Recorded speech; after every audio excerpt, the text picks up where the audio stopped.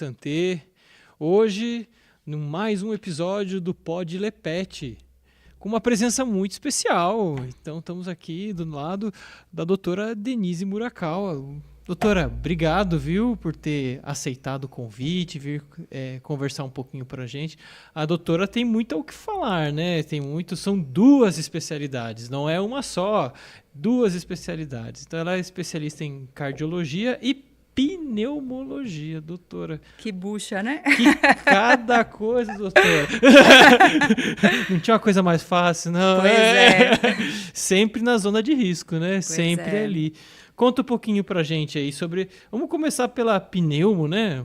Uma novidade. Conta pra gente aí um pouquinho sobre o que o veterinário... Por que, né, se especializar em pneumo, né? Uhum. E o que o pneumologista atende, né? Como é que ele ajuda os nossos tutores de pet?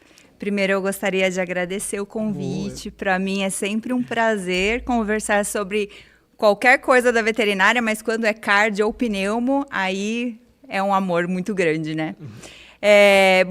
Como que eu me meti nessa cilada, né, da pneumo?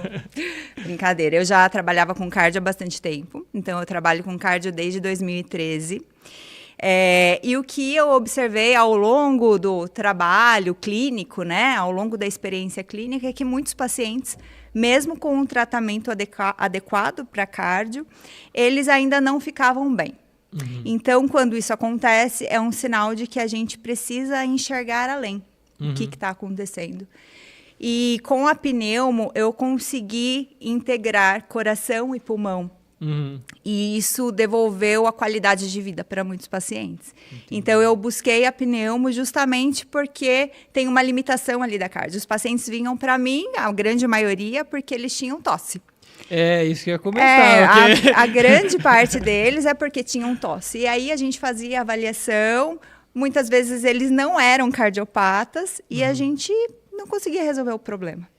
Então, a pneumo é uma especialidade nova dentro da veterinária e é uma paixão agora, recente, né? A cardio é o amor, mas a pneumo é a paixão. Então, eu associei as duas especialidades e hoje eu atendo cardio e pneumo. Ah, legal.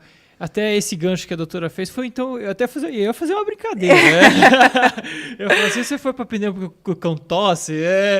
Porque até a gente teve outros podcasts, né? Você que está aí em casa, também aproveite para pegar na nossa playlist aí e assistir de outras especialidades da cardio também. E a gente falou muito sobre a tosse, né? E sobre esse falso sinal, né? O tutor consegue diferenciar se é cardio, se é pneumo, se tosse grosso, se tosse fino, se tosse com pulso, se não tosse com pulso? A gente tem algumas particularidades relacionadas com a tosse, o tipo de tosse, mas não é possível a gente diferenciar isso clinicamente. Muitas vezes é difícil para o veterinário diferenciar isso. Então, exige uma avaliação clínica, muitas vezes especializada, e exames complementares. Entendi. Então, não dá para o tutor olhar e falar, eu acho que é cardio. Não dá. Ele precisa de um auxílio. Do clínico geral, primeiramente, que vai auscultar, examinar esse paciente e direcionar ele para as especialidades, né? Entendi. E aí, então, assim, eu sou lá o tutor, né? Comecei a escutar ali, o animal não tá respirando bem. Se eu falar qualquer besteira aqui, você me corrige, imagina. por favor. Meu negócio é remédio. Escutou lá uma respiração meio difícil ou uma tosse constante, vai no geral, o geral vai fazer uma triagem ali, né? E aí ele vai encaminhar para você. Chegou lá no você, o que acontece? O que é importante é, primeiramente, a gente não normalizar. Porque muitas vezes os sintomas são normalizados. É a respiração do pug. Aquele cachorro... Aquela respiração. Dá um nervoso, é normal, ele respira assim desde filhote, né? Então, a gente não normalizar o que não é normal. O normal é respirar bem, né? Isso principalmente para pneumo. Quando o paciente vem para mim, e às vezes ele vem para consulta cardiopneumo, ou seja, o veterinário está me mandando... Vamos investigar se tem alguma condição respiratória, se a culpa é do coração. Em algumas situações, os animais são idosos. E aí, ele já tem sopro, ele já tem alterações na ausculta. E ele também tem tosse, que é um sintoma comum de doenças respiratórias e da doença no coração. Então, o que a gente faz? O que eu faço, né? Primeiro, uma conversa com o tutor, onde ele vai me relatar tudo que está acontecendo. E aí, depois a gente parte para o exame físico do paciente. Ali, pelo exame clínico, a gente já consegue direcionar melhor o diagnóstico e depois para os exames complementares. Então, ecocardiograma, eletro, radiografia de tórax, broncoscopia, tomografia. Então, a gente vai indo na ordem conforme a apresentação clínica daquele paciente. Entendi. E aí, assim, quando não é um problema no coração, né, um problema cardiológico, quais são os problemas comuns, assim? Animal tem asma? Tem. Tem bronquite? Tem asma, tem bronquite. Tem rinite? Tem tudo isso. Rapaz! É comum. Conta aí pra gente. É bem comum. Então, a gente tem várias doenças respiratórias, começando desde a narina, como você citou, Tem né? desvio de septo? Rinite, eles têm alterações, cornetos aberrantes, principalmente os cães braquicefálicos, então eles já podem nascer com obstruções anatômicas. E aí a gente vai descendo, né? Então tem alterações da traqueia, alterações na laringe. Os cães e os gatos, eles podem ter bronquite. Os gatos, além da bronquite, têm a asma. Então a gente tem, parecido com o que é na medicina humana, as mesmas alterações. E é sazonal também, assim? Quando tá um tempo diferente? Um pouco, interfere bastante. Então, assim, não só a temperatura, mas também a qualidade do ar. Então, o ar mais seco, tudo isso interfere. Então é bom viver no campo, então. Um ar puro, um ar limpo, mas a gente pode fazer alguns manejos ambientais para melhorar isso. Então, assim, o controle de poeira, de cheiros, produtos de limpeza, tipo de areia higiênica. Então, tudo isso a gente aborda durante a consulta com o tutor. Então, o gatinho, que tipo de areia higiênica ele usa?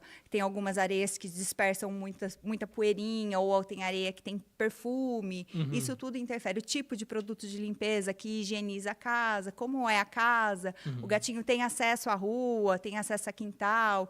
E a mesma coisa com o cão. Então, a gente tem uma série de doenças, e a gente pode fazer um podcast só de asma, só de bronquite, de várias coisas, mas a gente tem várias doenças respiratórias, tanto nos cães como nos gatos. E é mais comum em cão ou é mais comum em gato ou é 50-50? A minha rotina hoje é bem dividido. Uhum. De cardio, eu atendo mais cão do que gato. Entendi. Porque, geralmente, os gatos cardiopatas, eles ficam assintomáticos por muito tempo. Então, eles mascaram a doença, né? Entendi. Então, eventualmente, a gente descobre a cardiopatia quando o paciente, às vezes, vai fazer um exame pré-operatório ou quando o paciente já entrou em crise. Então, teve um episódio de edema pulmonar, fez um episódio tromboembólico, passou mal no banho e tosa, e eles acabam vindo para a gente. O cão, geralmente, ele é mais fácil de observar os sintomas, né? Ele fica mais cansado, mais intolerante ao exercício. Às vezes vai no veterinário, ausculta o sopro. No gato, nem sempre ele tem sopro. Ele pode ser cardiopata e não ter sopro. Então, a gente acaba atendendo mais cães. Eu atendo mais cães do que gato. Agora, na pneumo, é bem dividido. Cão e gato. Entendi. E uma curiosidade, eu nunca vi um tutor andando com um esqueminha de asma, sabe? Aquelas bombinhas de asma. Tem isso para animais? Tem. A gente pode conversar e eu posso explicar como usar a bombinha também. Olha. O que é importante... Mas é a mesma de humanos, não? É a mesma de humanos. A gente usa o medicamento de uso humano. O que é importante a gente ressaltar, já que você pontuou aí a asma e a bronquite, é que são doenças que não têm cura. Então, a gente não faz um tratamento pontual, que acho que é o principal erro, né? Então, muitas vezes o animal vem com uma crise respiratória, tem o diagnóstico correto, muitas vezes, faz o tratamento pontual e para ali. Não continua tratando. Entendi. Então, muitas vezes o animal não tem mais sintomas, mas a doença está ativa. E em algum momento ele pode exacerbar. Então, muitas vezes a gente usa anti-inflamatórios inalados, porque eles têm menos efeitos sistêmicos do que o corticoide oral, por exemplo, né? O anti-inflamatório oral. Então, o corticoide inalado é uma boa saída para eles, assim como é para a gente também, né? E aí, para a gente usar o corticoide inalado, ou o broncodilatador, em alguns casos, a gente precisa usar a bombinha e usar o espaçador veterinário, né? Olha só. Engraçado, assim, eu nunca... Comum, em gato, principalmente. Gato? Olha só. Porque o que acontece na asma ou na bronquite, a gente tem a inflamação da parede do brônquio. Então, quando esse brônquio ele fica inflamado, o brônquio é aquele caninho que leva o ar para os pulmões. Quando esse brônquio fica inflamado, ele fica com a parede espessada. Esse animal começa a produzir uma quantidade excessiva de muco. E nos gatos, especialmente, a gente pode ter uma situação que chama broncoespasmo, que é a contração da musculatura que tem ao redor do brônquio. Ou seja, esse brônquio fica fechadinho, apertadinho. O espaço para a passagem do ar fica reduzido. Então, isso é grave, eles têm sintomas. Muitas vezes o gatinho chega com a respiração curta ou com aquela respiração parecendo cachorro, né? Tosse também, a tosse no gato está mais relacionado com os problemas respiratórios. Raramente o gato cardiopata tosse. Então, a tosse do gato geralmente é associada às doenças respiratórias, né? E os cães tendem até a bronquite, que é essa inflamação da parede dos brônquios, e aí isso gera muita tosse. Então, Entendi. um cão que tosse bastante. Entendi.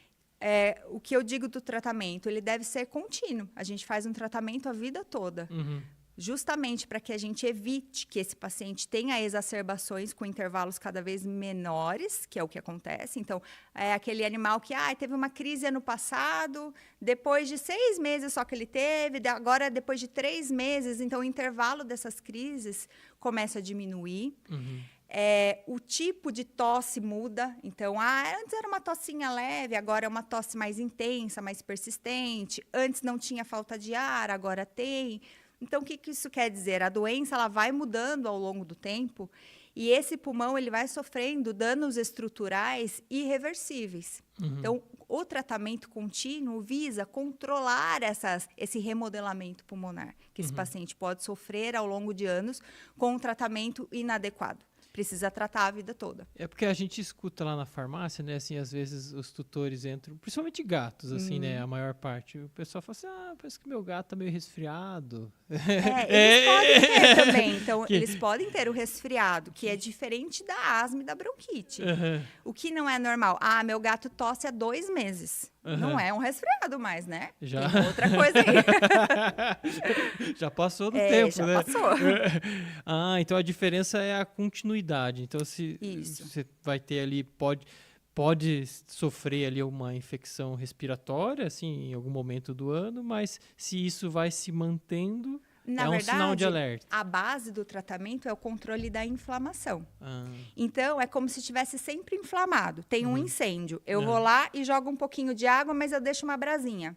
É isso, quando a gente não faz o tratamento contínuo. Entendi. O tratamento contínuo, a gente está sempre apagando fogo, para não deixar isso virar um incêndio de novo. Entendi. Então, quando a gente quebra o tratamento, eu faço pontual, jogo uma aguinha lá, mas deixo aquela brasinha, em algum momento isso vai voltar a ser um incêndio. Entendi. É uma informação super interessante, porque assim, a gente sempre ouviu falar, né, de bronquite em gatos, assim, né, algumas doenças respiratórias, mas nunca do tratamento contínuo, assim, é a primeira vez que me fala sobre tratamento contínuo. Então, tutor, importante, você que tem aí seu animal já às vezes com um diagnóstico, né, de asma e tal, é importante você fazer o acompanhamento para ter esse animal sob controle e aí as crises não irem piorando com o tempo. Isso aí. Um tratamento contínuo e um tratamento adequado, né? Então, ele tem que usar as medicações adequadas continuamente. É que até você falou de corticoide, a gente sempre fica com medo de corticoide, né? Sim. Eu falei do corticoide, que para controle de asma e bronquite é o medicamento que a gente utiliza, um dos medicamentos que a gente utiliza. Mas não é só o corticoide. Então, é uma série de fatores. É o manejo ambiental, então controle dos alérgenos, controle de peso para os cães mais obesos. Isso também interfere na qualidade de vida deles, né? Então, é um conjunto de fatores, mas o tratamento é individualizado. Então, não é um tratamento igual para todo mundo.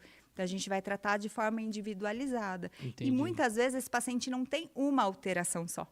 Então, às vezes, o cão ele tem bronquite, mas ele também é cardiopata e ele também tem colapso de traqueia. Famoso zoado, né? Pois é. Então, assim, ele tem outras comorbidades, eventualmente é um paciente que tem doenças hormonais ou que tem uma doença renal. Então, a gente vai avaliar pontualmente esse paciente, mas o tratamento é contínuo. Entendi. E você falou que você tinha aí vamos lá. um negócio aí do... Bom, como é que é o esquema isso aqui, aí? Ó. Bom, a bombinha, para quem nunca ouviu, né? O mostra lá pra remédio, nós, ó. ele vem assim, quando a gente compra na farmácia, é uma medicação inalada. Então, que a gente chama de bombinha. E aí, para humanos, né? Muitas vezes a pessoa abre a tampinha e usa aqui. Isso, faz... E não dá certo a gente fazer assim para os nossos pacientes. Por quê? Porque o remédio, a ideia é que a medicação é um gás que tem aqui dentro, é que essa medicação chegue até os pulmões. Quando a gente aperta aqui, ó, na boca do cachorro, vai ficar no máximo no dente. Não vai chegar onde a gente precisa. Essa era a minha curiosidade, né? Tem o fuso, tem diferentes tamanhos de fuso. Não vai dar certo. Então, a gente precisa de um auxílio de um espaçador, que é isso aqui, ó. Então, o que é esse? Esse aqui é o espaçador humano, mas a gente também tem um espaçador veterinário.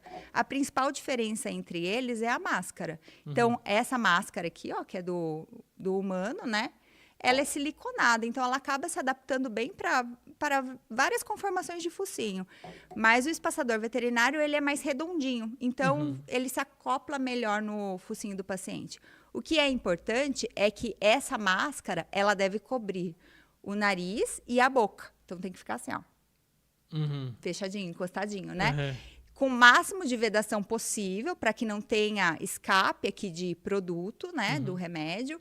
Mas sem apertar aqui, né? Não precisa esmagar aqui no focinho do cachorro.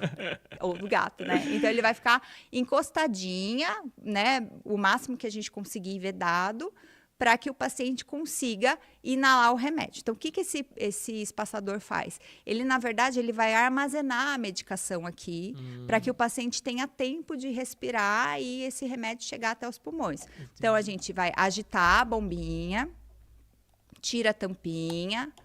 Eu vou acoplar aqui a minha bombinha no espaçador, então vai ficar um conjuntinho. Eu vou posicionar a máscara no rosto do paciente, aí a gente faz um puff, ó, ele faz um barulhinho. Quando a gente faz esse barulhinho, quando ele faz esse barulhinho, o remédio fica circulando aqui dentro da máscara. A gente não vê o remédio, porque é um gás.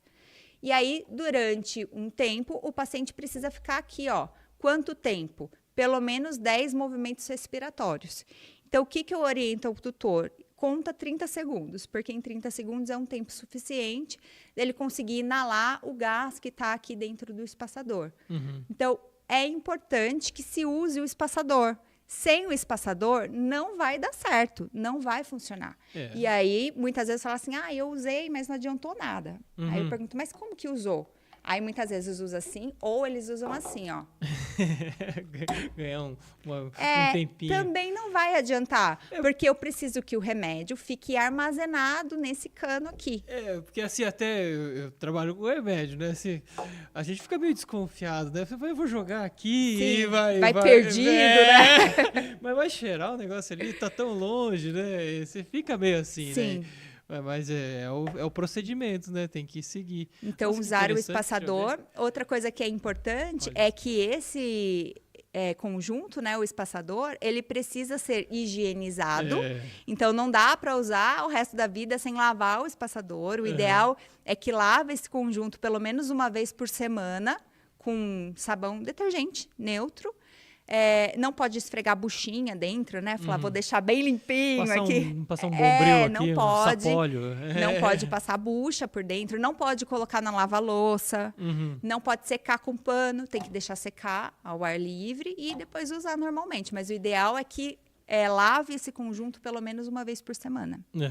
Outra coisa, às vezes eu pego alguns animais com os tutores muito criativos que eles constroem isso aqui. Faz de pet. Faz com garrafa pet. Então, assim, às vezes pode ser esse o motivo de não estar funcionando. Alguns ficam bem bons, bem vedados, assim, sabe?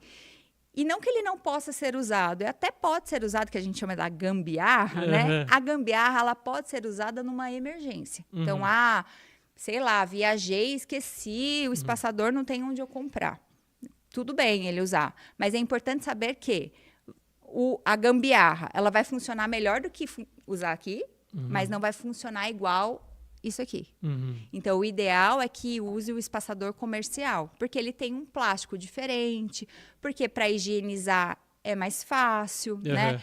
ele vai ter menos, ele vai estar melhor vedado, então vai ter escape menor de remédio. Então é importante que compre o remédio e que tenha o espaçador. Olha, quanta informação, hein, pessoal? Nossa, eu tô surpreendido aqui, porque é muito detalhe, né? Por isso que tem que estar acompanhado do profissional, né? Especializado nesse assunto, porque como que vai ter todos esses detalhes, né? Sem estar devidamente orientado. E falando sobre tosse, né? Assim, tem uma doença aí bem comum, né? Que é a questão a gente chama lá do colapso traqueal, né?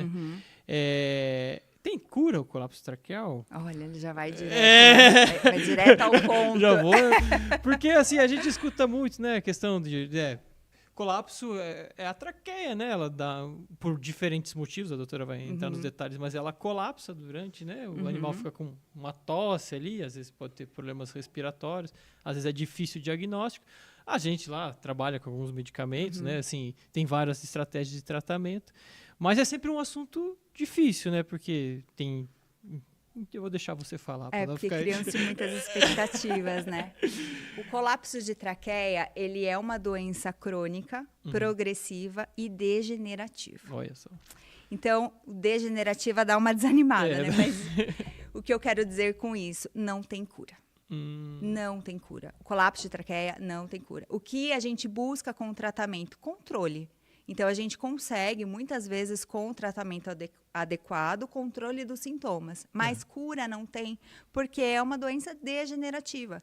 Então, é degenerativo, progressivo, a gente tem destruição da matriz de cartilagem, então perde glicosaminoglicanos, altera o colágeno e, consequentemente, a gente perde a rigidez dessas estruturas que sustentam a traqueia. Então, a traqueia é esse caninho aqui, né? Para os tutores, esse caninho que a gente passa a mão, parece um conduíte, né? No pescoço. E esses anéis traqueais, eles podem perder a rigidez. Então, ele dá uma achatadinha, uma colabada durante a fase respiratória. Então, pode ser na inspiração ou na expiração, dependendo da localização desse colapso. E é fato ou mentira, né? A história de que a utilização equivocada de coleiras pode causar colapso traqueal. Que pode causar não, mas que pode agravar. Então, assim, a indicação, esses pacientes que já têm colapso de traqueia, não usem coleira de pescoço. Então, use o peitoral. Entendi. Então, a gente faz a base do tratamento para o colapso de traqueia, que, na verdade, é um tratamento paliativo, mas com o objetivo de reduzir os sintomas. Então, a gente diminui a inflamação quando ela existe, mas controle da obesidade, então, excesso de peso vai atrapalhar. Enquanto o paciente não emagrecer, não vai melhorar. Então, o controle de peso é um dos pilares do tratamento. Evitar usar a coleirinha, né? Guia de pescoço, controle da ansiedade é um fator também. Então, esse manejo do ambiente, né? E o controle da inflamação, da ansiedade e de peso. É isso que a gente tem um melhor sucesso ali no tratamento. Não tem bala de prata ainda. Não tem uma mágica aí? Não tem. Alguma molinha que coloca aqui não, e aí funciona? Tem, na verdade, não é bem uma molinha. Mas tem. A gente tem, na verdade, que também não é cura, o stent traqueal. Isso. O stent, ele não cura o colapso de traqueia como muitas pessoas pensam, né? Então, o que é o stent? Ele é uma prótese que é colocada no interior da traqueia, visando manter o lumen patente da traqueia. Então, vai manter aberto ali a traqueia, melhorando a respiração do cachorro. Entendi. Mas ele tem indicação. Então, sempre a gente busca o manejo clínico. A gente vai tentar primeiro o controle dos sintomas com remédio. O stent não vai fazer com que o paciente tenha menos tosse. Pelo contrário, uma das possibilidades é que o cão apresente mais tosse depois que coloque o stent. Porque é um corpo estranho que a gente coloca lá dentro, né?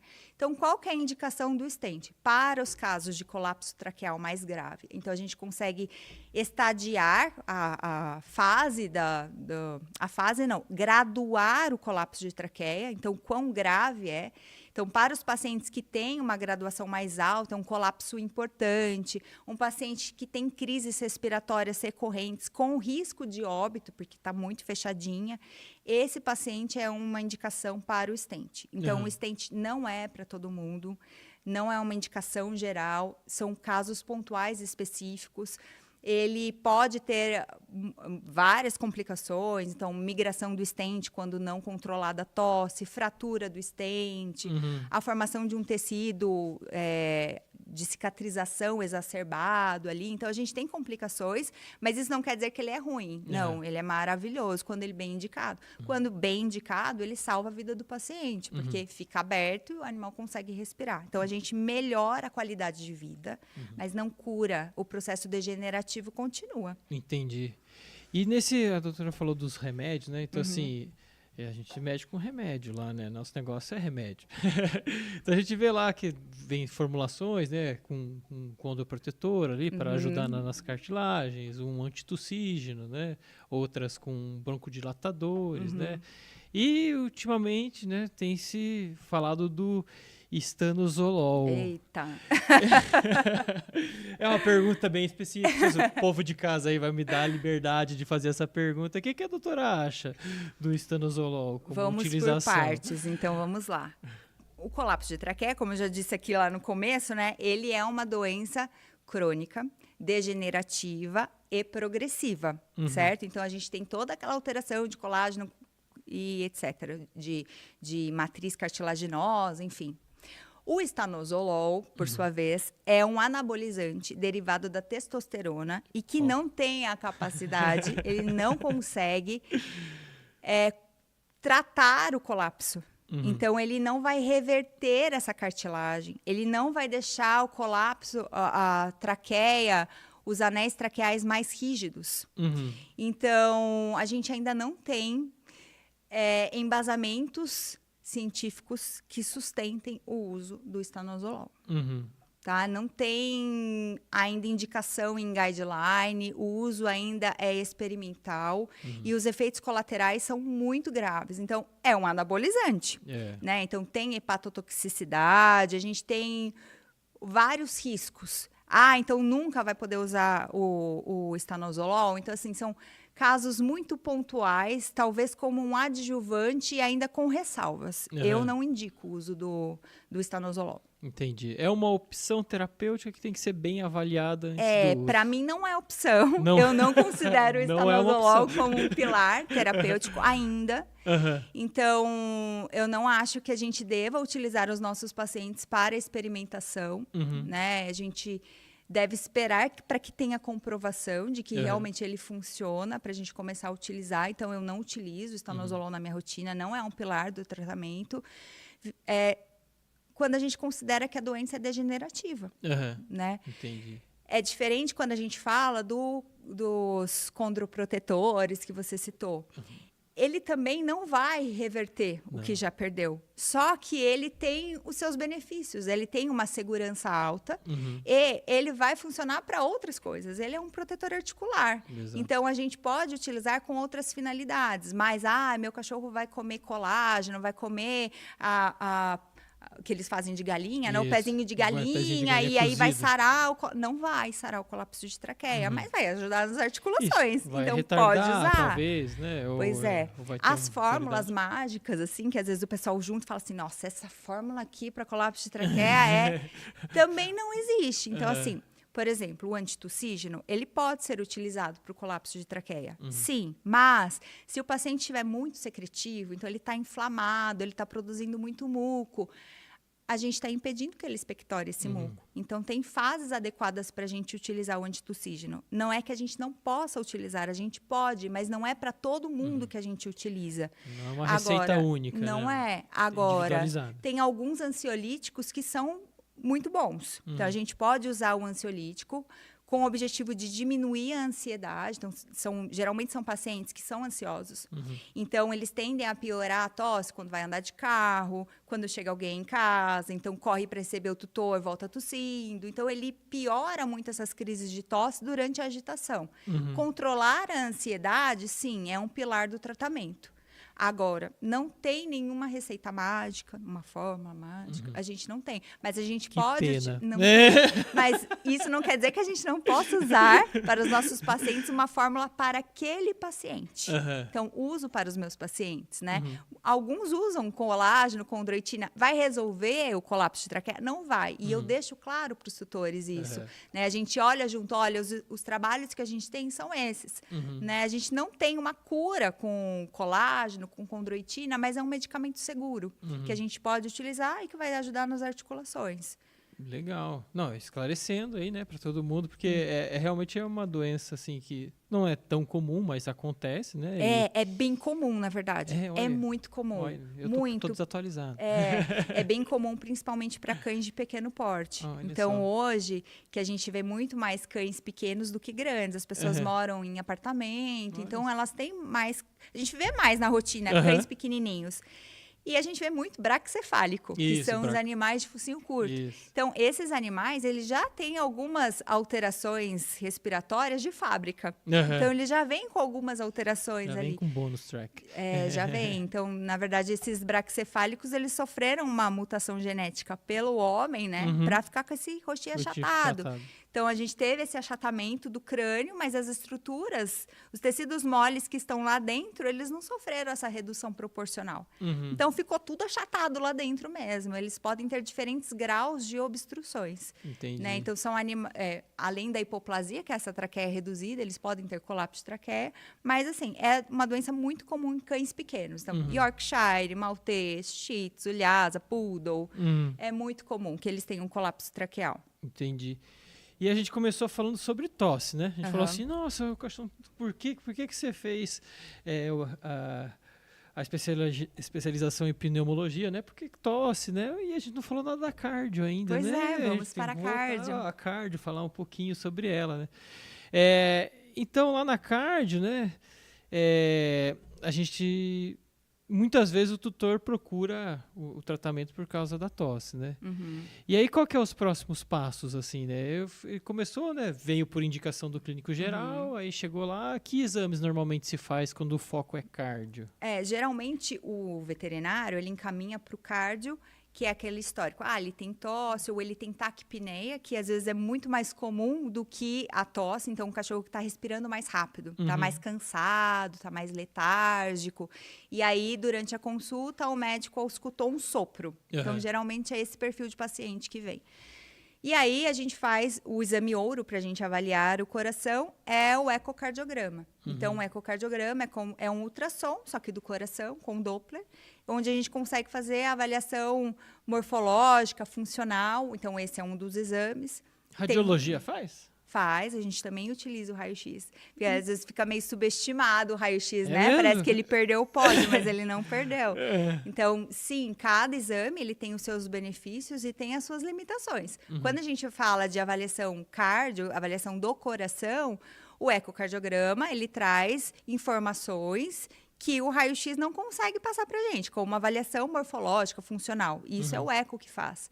O raio-x, por sua vez, ele é melhor para a gente avaliar a parênquima pulmonar. Então, o que a gente faz é uma avaliação integrada dos exames. Então, a gente vai avaliar, muitas vezes vai fazer o eco, mas também vai fazer o raio-x de tórax, para a gente avaliar pulmão. Entendi. Aí avalia as estruturas adjacentes ali, né? Entendi. Porque o coração, ele tá aqui, mas ele não tá sozinho. Ele divide o espaço com outras estruturas. Então, o raio-x ajuda a gente a avaliar melhor o pulmão e ele também dá uma informação sobre o coração. Mas essa análise de como está funcionando, se tem uma insuficiência, se a contratilidade está adequada, isso quem vai passar pra gente é o eco. E pra gente avaliar ritmo, presença de arritmias, aí a gente tem o eletro, tem o Holter, a gente tem outros exames também. Eletro, Holters. O Holter, como é que faz o Holter em animais? É parecido com como faz em humanos. Na verdade, o Holter é um eletro que a gente monitora durante 24 horas, 48 horas, depende da indicação. Então, o aparelhinho que a gente usa na veterinária, ele é bem levinho. A gente coloca os eletrodos coladinhos no peito, tem que raspar o pelinho, cola os eletrodos, prende bem, né, o equipamento, põe uma roupinha e ele vai para casa. Ele vai para casa, aí o aparelho fica gravando, né, o eletro, E depois das 24 ou 48 horas, depende da indicação, a gente retira o equipamento e faz a leitura do exame. Isso em cães e gatos. Em cães e gatos. E tem alguma preparação inicial, não? Não, para o exame não. Uhum. Então, geralmente, qual é a indicação para o Holter, né? Geralmente são animais que têm síncope, então tem desmaios, por exemplo. E aí o eletro não conseguiu detectar alterações. Porque o eletro é a mesma coisa que o Holter, só que a gente faz a avaliação durante um período. Então, eu vou monitorar ali durante alguns minutos. 3, 4 minutos. Esses minutinhos, eles têm uma baixa representatividade durante as 24 horas. Então, ali, durante aqueles 3 minutos, talvez o paciente não tenha tido nenhum evento. Uhum. Mas, em casa, quando ele vai fazer alguma atividade, talvez ele faça uma arritmia. E aí, a gente consiga chegar na causa, por exemplo, de uma síncope. Entendi. E a gente também tem algumas parasitoses, certo? Que afetam o coração. Tem a dirofilariose. Conta aí pra gente sobre ela. Tem a dirofilariose, é uma doença parasitária. Ela é transmitida pela picada de um mosquito contaminado, né? É uma zoonose, ou seja, a gente também pode se contaminar. Antigamente, a gente considerava que era a doença do cão que vai para a praia, né? Só tem na praia. Hoje, a gente já sabe que tem uma distribuição geográfica ampla. A gente tem dirofilariose no Brasil inteiro. Esse verme, ele cresce, ele fica adulto e ele mora ali nos pulmões, né? Artéria pulmonar, pulmão. E aí, traz uma série de consequências para o paciente. Então, a gente tem desde animais que ficam assintomáticos até aqueles que podem sofrer alterações no coração. Então, esse verme, dependendo da quantidade parasitária que esse paciente tem, ele começa a dilatar o lado direito do coração e aí ele pode apresentar ascite, cansaço. Esse paciente pode ter tosse, então pode ter uma série de alterações.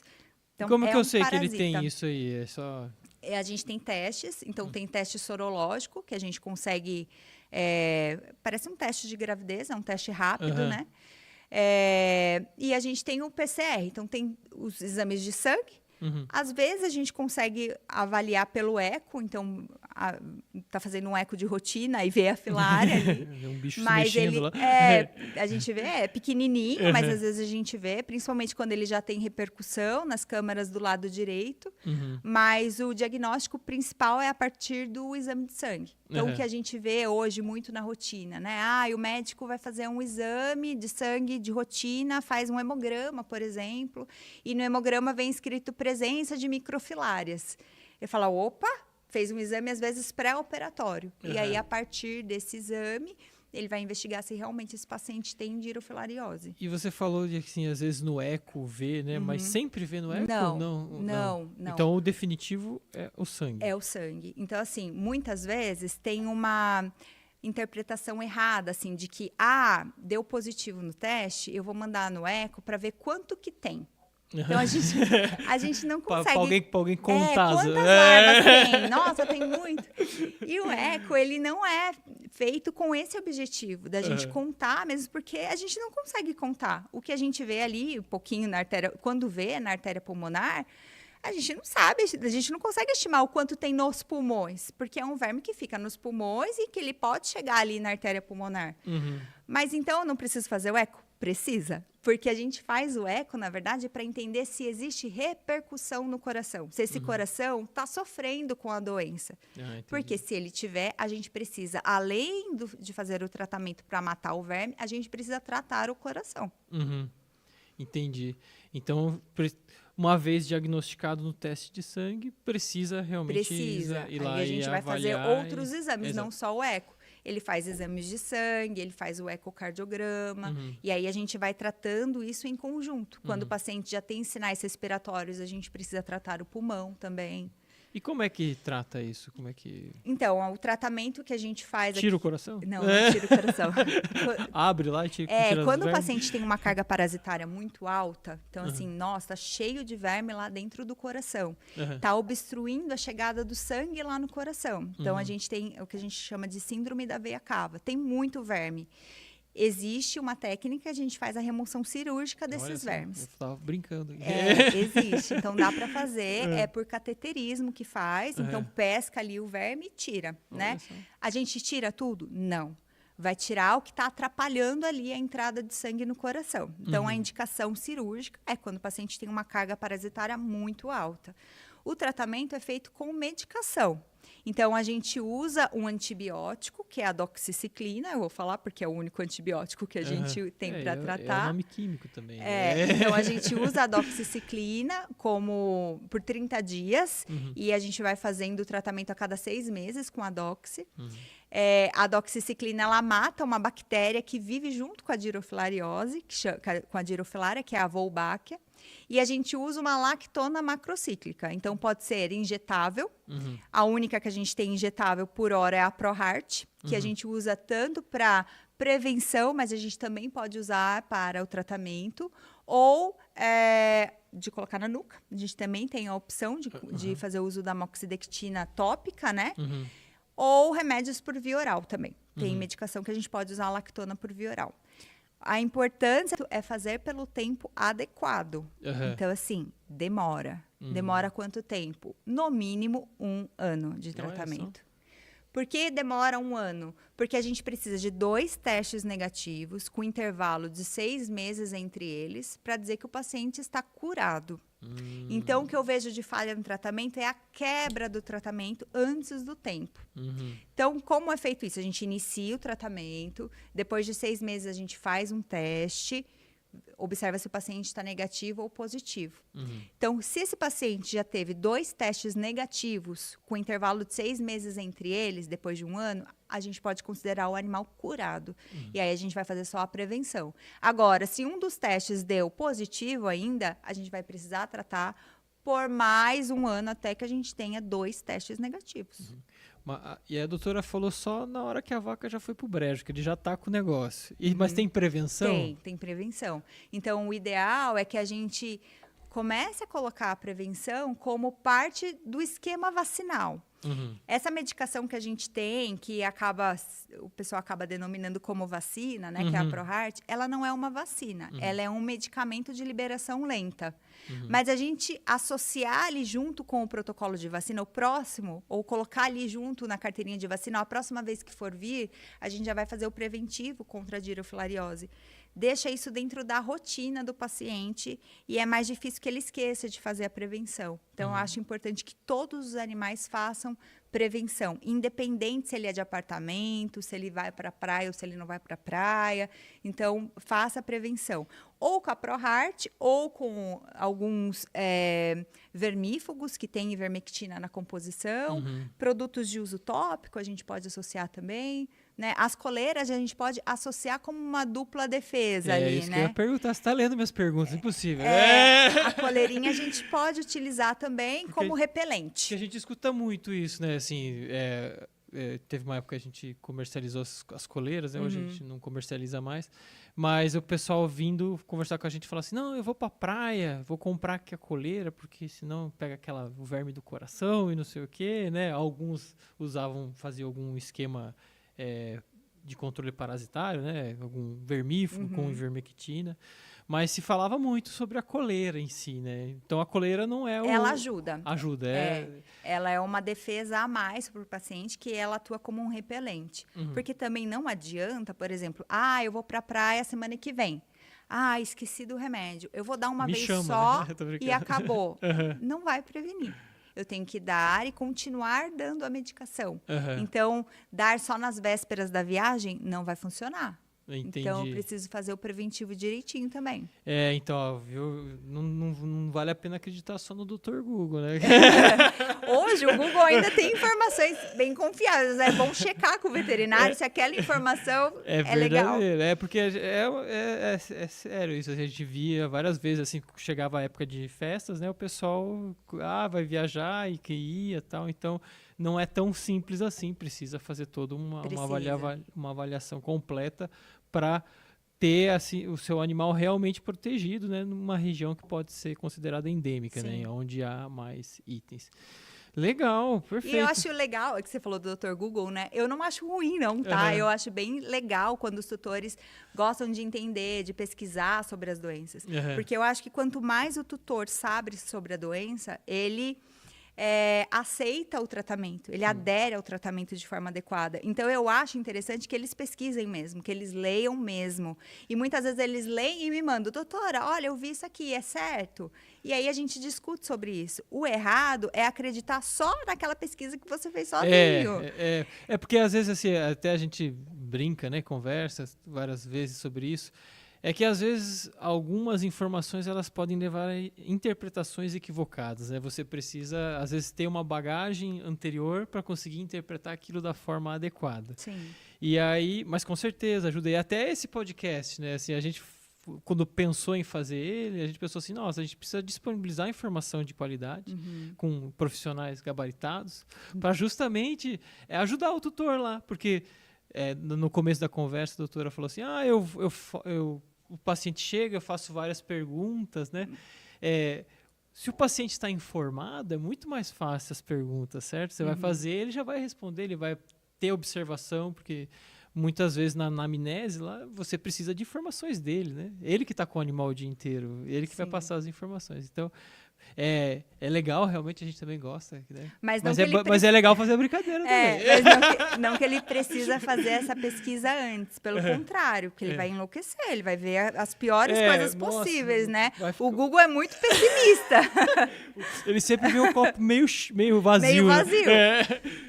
Então, os tutores, eles não precisam ter essa preocupação de fazer uma pesquisa antes de chegar na consulta, porque a gente vai direcionar as perguntas. O que é importante que ele tenha? Muitas vezes eu recebo pacientes que já estão tratando há muito tempo. Então, eles já tentaram.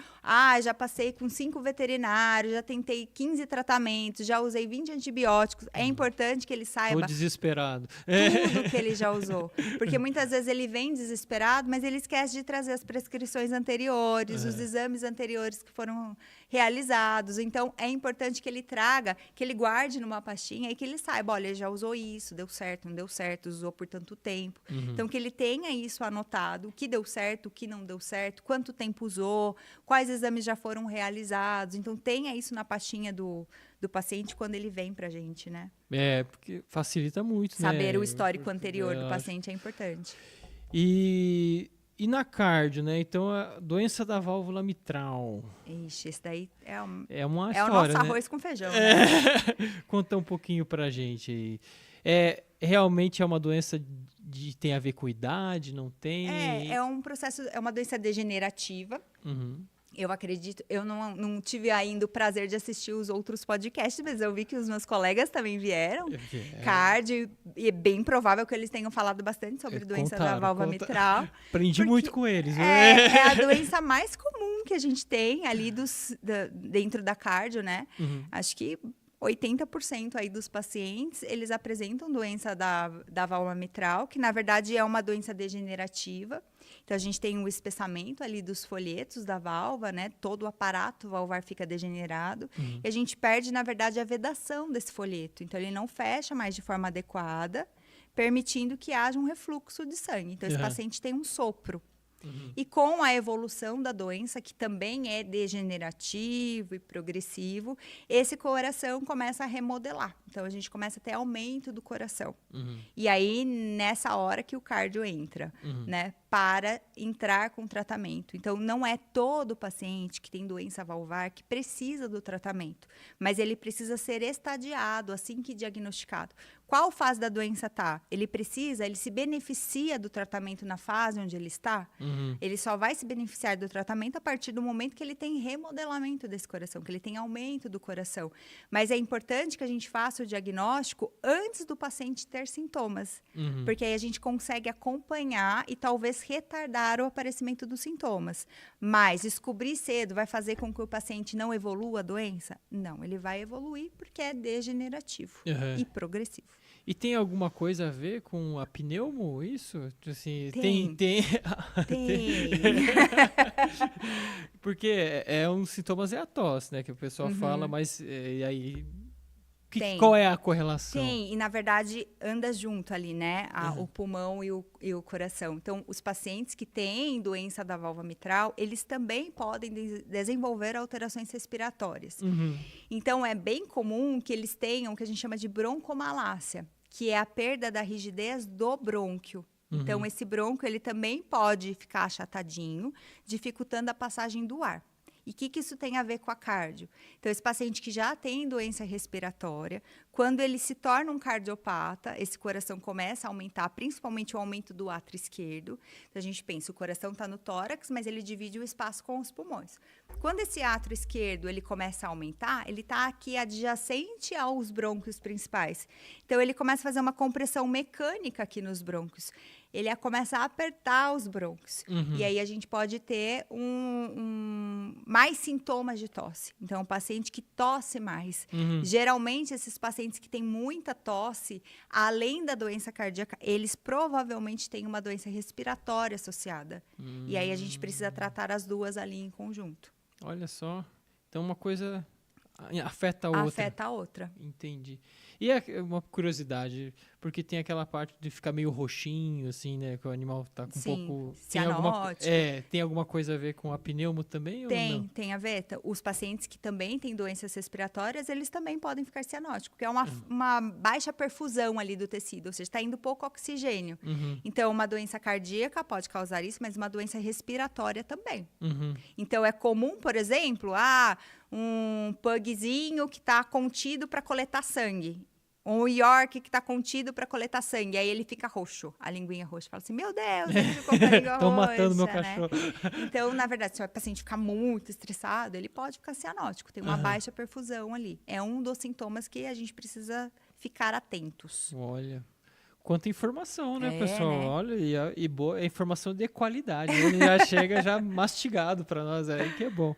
Doutora, conta pro pessoal aonde eles podem te encontrar. Como que eles te encontram para fazer uma consulta, né? Ou algum profissional que queira o atendimento da doutora na clínica, né? Conta um pouquinho mais aí. Eu atendo aqui na região Suzano, Mogi e Poá.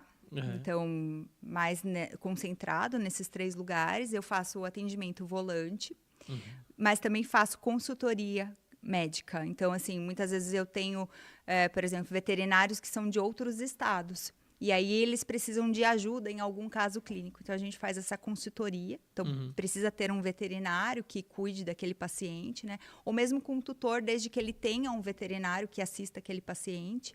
A gente pode fazer por telemedicina as consultas. E aqui na região, Suzano, Mogi, Poá. Tenho as minhas redes sociais. Opa, então, quem vamos quiser, falar aí. denisecardio.pneumo.vet. E aí pode mandar uma mensagem, a gente passa o contato do celular também. Olha, que legal. Então é Denise... Cardio.pneumo.vet. Nossa, grande. denisecardio.pneumo.vet. Isso aí. E aí é só entrar lá, mandar mensaginha e aí a doutora acerta como que faria o atendimento, ou a consultoria, etc. Legal. Perfeito, doutora. Eu tenho que agradecer os patrocinadores, né? Então, obrigado a Le Pet Santé, né? Que patrocina esse projeto de podcast, né? A Le Pet Santé é uma farmácia de manipulação veterinária, está presente aqui em todo o estado de São Paulo. São 4 unidades, somos muito completos, né? Temos todos os medicamentos aí utilizados na medicina veterinária, além das nossas linhas de higiene e beleza e médico hospitalar. Então, você aí, tutor, que já faz uso de algum medicamento manipulado e gostaria de conhecer os nossos produtos e serviços, por favor, entre em contato conosco. E você, veterinário, que não nos conhece, sugiro aí que entre em contato e que conheça todos os serviços e produtos que a gente faz. A doutora Denise é uma companheira de longa data, né? Sim. Você, veterinário, pode entrar lá no nosso site, tem lá treinamentos da doutora, então ela dando dicas lá como fazer. Ela também faz dicas para tutores, né? Já fui na rádio, agora está no nosso podcast. Então, obrigado, doutora, obrigado por esse tempo, né? Essa parceria que a gente tem há bastante tempo. Eu acho que é frutífera e está acabando, nosso tempo está acabando.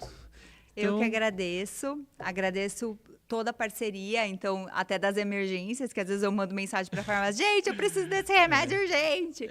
E muitas vezes vocês entregam no hospital, né? Então, assim, ajuda bastante, né?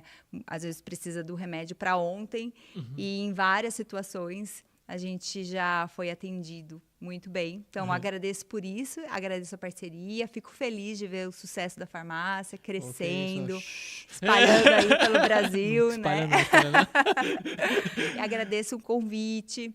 Para mim é sempre uma satisfação falar sobre cardio, sobre pneumo, que são áreas que eu realmente sou apaixonada. Então, sou muito feliz por falar sobre temas relacionados a isso e fico à disposição, caso tenha, provavelmente tem muitos assuntos que a gente não abordou aqui no podcast, mas se surgir alguma dúvida, manda lá no Insta que a gente vai respondendo. Perfeito. Novamente, obrigado.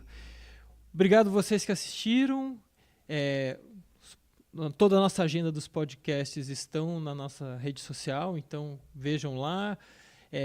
Próximas semanas teremos mais alguns. E um abraço a todos. Tchau para vocês.